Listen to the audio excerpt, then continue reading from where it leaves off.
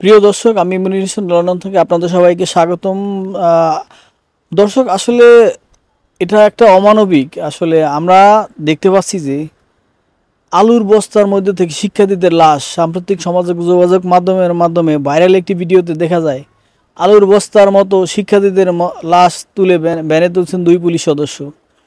বৈষম্য বিরোধী ছাত্র আন্দোলনে 5 আগস্টের এই ঘটনায় ভিডিও চিত্রটি ঢাকার আশুলিয়া থানার চারপাশ থেকে করা হয়েছে বলে নিশ্চিত করা হয়েছে যে ফ্যাক্ট চেকিং প্রতিষ্ঠান রিজুম স্ক্যানার। ভিডিওটিতে দেখা যায় একটি ভ্যানে পড়ে আছে নিহতদের নিথর দেহ স্তূপ। ভ্যানের লাশগুলোকে ঢেকে দেওয়া হয়েছে জিন ও চাদরে। পাশের একটি লাশ ভ্যানে তুলতে দুজন পুলিশ সদস্য হাত পা ধরে ভ্যানের স্তূপ লাশের উপর নিক্ষেপ করেছেন। স্থানীয়দের সঙ্গে কথা বলে জানা যায়, গত 5 আগস্ট সকাল থেকেই নবীনগর চন্দ্রা মহাসড়কের বাইপাইল এলাকায় বৈষম্য বিরোধী ছাত্র আন্দোলনকারীদের সঙ্গে টান উত্তেজনা ছিল। পুলিশ ও আওয়ামী লীগের নেতাকর্মীদের সেদিন আন্দোলনকারীদের লক্ষ্য করে পুলিশ ও আওয়ামী লীগ নেতাকর্মীরা বৃষ্টির মতো গুলি ছেড়ে গুলিবিদ্ধ হয়ে অনেকেই ঘটনাস্থলে মারা যান। তবে পুলিশের সেই দাওয়া শিক্ষার্থীরা কিছুটা পিছু হটলে নিহতদের দেহগুলো পুলিশ একটি ভ্যানে স্তূপ করে রাখে। দুপুরের পর শেখ হাসিনার দেশ ত্যাগের পরে আন্দোলনকারীরা আশুলিয়া থানার চারপাশ দিয়ে ঘিরে ফেলে পুলিশ পরিস্থিতি সামলাতে আবারও নির্বিচারে গুলি চালায়।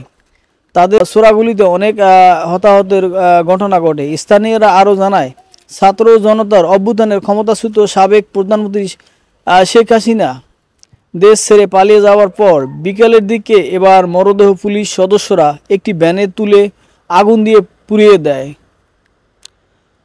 গোপনে ধারণ করা ওই ভিডিও ফুটেজ পরিচালনা করে স্থানীয় গণমাধ্যম কর্মীরা বলেছেন, গণহত্যাকাণ্ডের পারিপার্শ্বিক প্রমাণ মুছে ফেলতে রহস্যজনকভাবে রাতারাতি থানায় পাশের সামনের দেয়ালে রং মুছে ফেলা দেওয়া হয়েছে। এছাড়া ঘটনাস্থলে আশেপাশে থাকেন এমন দুজন দাবি করেন। ভিডিওতে দেয়ালে থাকা পোস্টারে দেখা যায় তিনি আশুলিয়া ও দামসানা ইউনিয়নের 7 নং ওয়ার্ডের মেম্বার পদপ্রার্থী আবুল হোসেন ভূঁইয়া। তবে গণহত্যার বিভৎসিত চিত্র তুলে ফেলার প্রচেষ্টায় সেই পোস্টার এখন সরিয়ে ফেলা হয়েছে।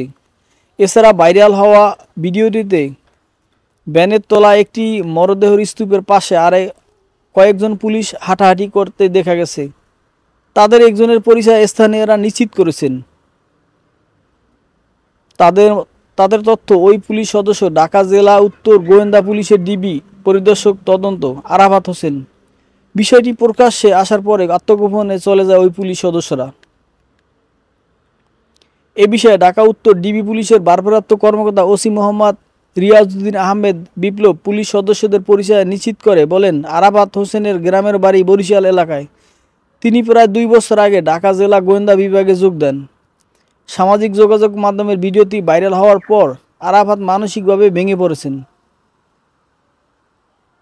তিনি আরও বলেন, ঢাকা জেলা পুলিশের এসপি পদে পদোন্নতি আবদুল্লাহ কাফি স্যারের নির্দেশে এই 5 আগস্ট আমরা আশুলিয়ার দায়িত্বে ছিলাম।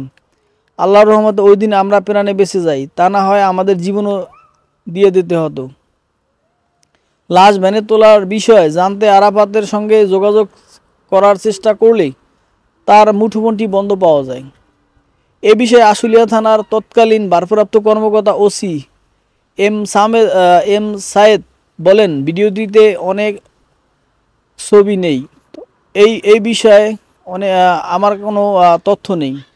নাম প্রকাশ না করার শর্তে স্থানীয় একাধিক সূত্র জানায়, ওই দিন পুলিশের গণহত্যার একটি চিত্র পর্যায়ে পৌঁছেছিল আন্দোলনকারীরা। নিহত 2 পুলিশ সদস্য রাজু আহমেদ এবং SI রফিকুল ইসলামের লাশ আশুলিয়ায় ফুটওভার ব্রিজে ঝুলিয়ে রাখেন।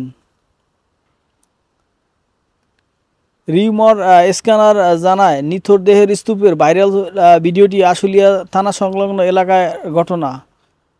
5 আগস্ট বিকেল ওই ঘটনা ঘটেছে। এই ঘটনাস্থলে আশেপাশে থাকেন এমন দুজন দাবি করেন। ভিডিওটির দেয়ালে যায় পোস্টার দেখা যায় তিনি আশুলিয়ার দানসোনা ইউনিয়নের 7 নং ওয়ার্ডের মেম্বার পদপ্রার্থী আবুল হোসেন ভূঁইয়া। দেয়ালের এই পোস্টার এখন আর নেই। 5 আগস্টের পর ওই দেয়াল নতুন করে রং করা হয়েছে।